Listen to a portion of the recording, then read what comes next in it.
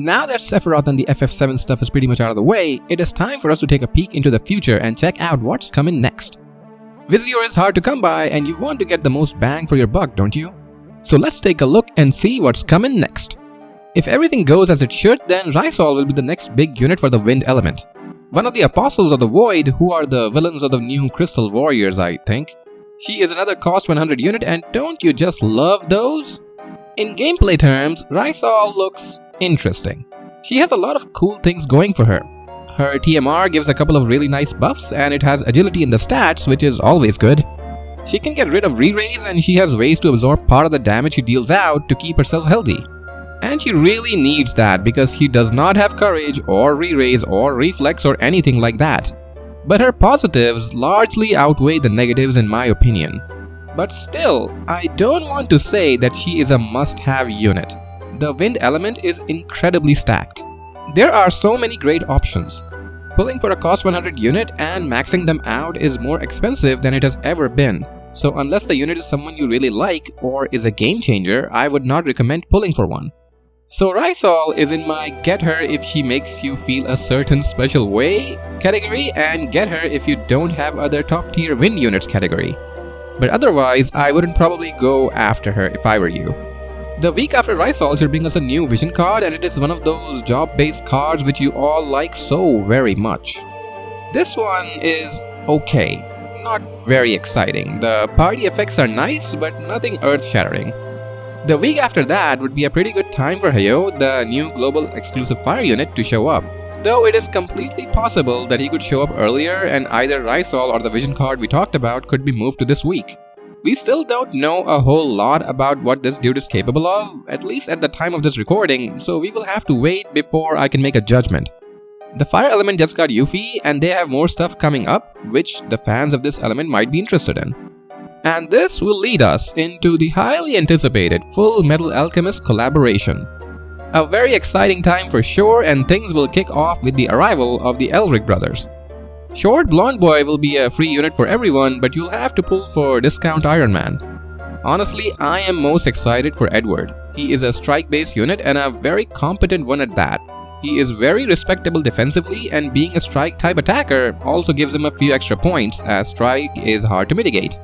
He is great for veterans as well as new players. Here's a suggestion. If you are playing the game right now, then you already have Tifa, as she is also free to get. Her and Edward could form a pretty nice team together and even benefit from being on the same element, so you could utilize the wind-specific cards you already have. Throw Sadali in there and it's a fun party. This is something I'm planning to mess around with myself. Now, Discount Iron Man Alphonse Elric will be a gacha character, so you'll have to pull for him. He is a lightning element tank who is also a strike type attacker. He will bring a whole new mechanic alongside him where he will reduce the effectiveness of elemental chains against himself. That's pretty fun. I think it should help him tank a little better. This guy will be a part of an all-strike team that has a lot of potential but requires a lot of job-based cards to function.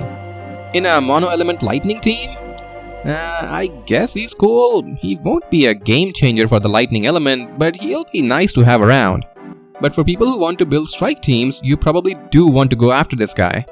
There's also a job-based vision card which comes out alongside the Elric brothers, and you definitely want to pick this up if you're planning on running a full strike team.